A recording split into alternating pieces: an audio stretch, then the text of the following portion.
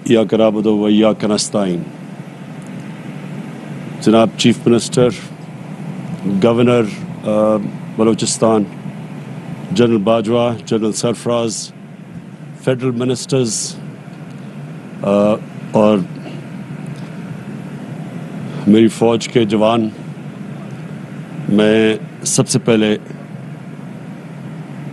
खराज तहसीन पेश करता हूँ जिन हीरो से भी मैंने मुलाकात की, जिन्होंने दहशतगर्दों को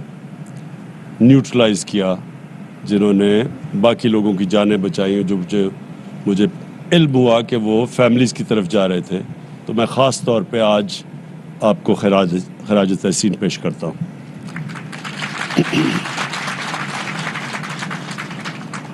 मैं आज ख़ास नोशकी इसलिए आया हूँ कि मैं अपनी पाकिस्तान की फ़ौज के जवानों को एक पैगाम देना चाहता हूँ कि सारी कौम आपके साथ खड़ी है। जिस तरह की जो दहशतगर्दी की जंग में परफॉर्मेंस हमारी फ़ौज ने दी है, हमने और भी दुनिया में देखा, अफ़गानिस्तान में देखा कि किसी फ़ौज ने इस तरह इतने मुश्किल हालात में और इस तरह की जंग लड़ के और मुल्क को महफूज किया दहशतगर्दों से। इसकी मिसाल और दुनिया में नहीं मिलती जिस लेवल की जंग लड़ी गई। और हमारी माशाल्लाह फ़ौज को जो तजर्बा हुआ, मैं समझता हूँ कि हमारी सारी कौम में ये इत्मीनान है कि कोई किसी किस्म की दहशतगर्दी पाकिस्तान में कामयाब नहीं हो सकती। और मैं इसलिए आज आपको यहाँ नोशकी आके अपनी कौम की तरफ से बताना चाहता हूँ कि हमें आपके ऊपर पूरा इत्मीनान है। और जिस तरह आपने ये 2003-04 के बाद जिस तरह ये मुल्क को महफूज रखा, हमें पूरा इत्मीनान है कि हमारे मुल्क में कोई किसी किस्म की दहशतगर्दी कोई नुकसान नहीं पहुँचा सकती। मैं आज इसलिए भी आया हूँ कि अपनी FC को मैं आज ये पैगाम दूँ कि हमने आपकी और रेंजर्स की तनख्वाहों में 15% हमने अब इजाफा किया।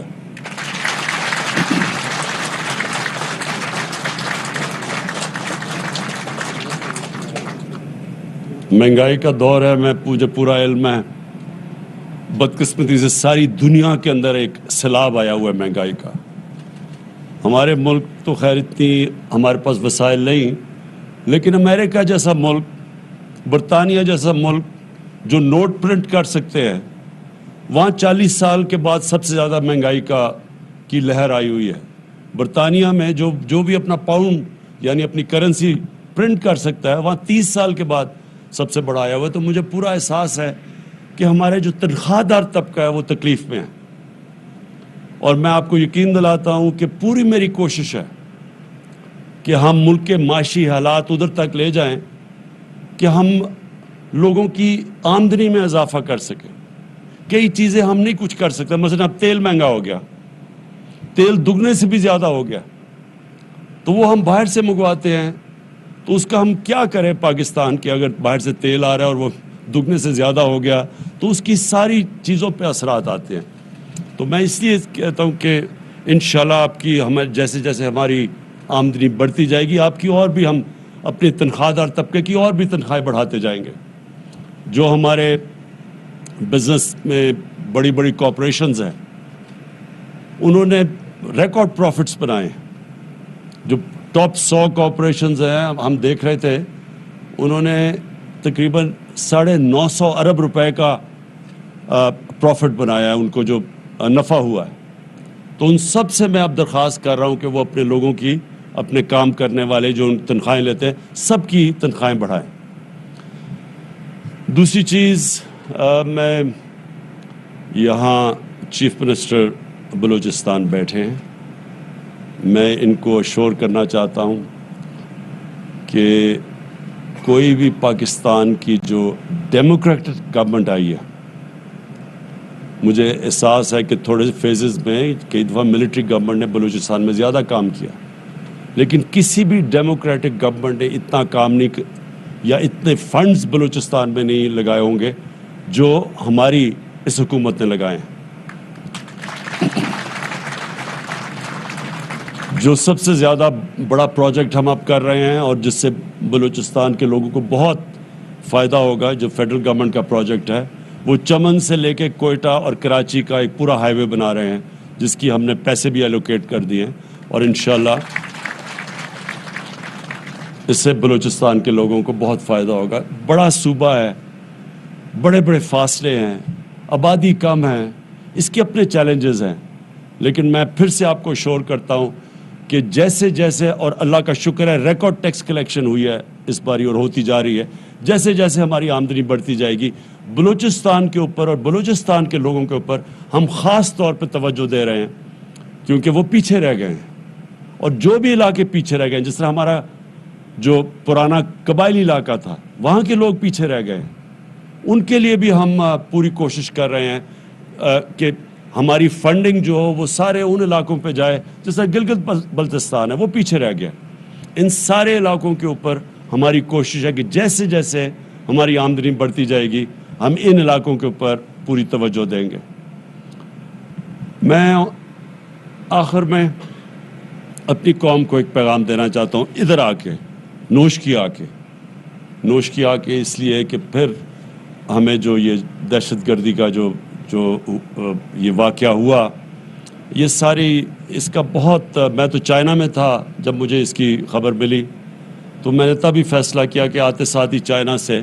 میں پہلے آ کے نوش کی آؤں گا اور اپنے جوانوں کو بتاؤں گا کہ آپ اکیلے نہیں ہیں، آپ کے ساتھ پوری قوم بھی کھڑی ہے، اور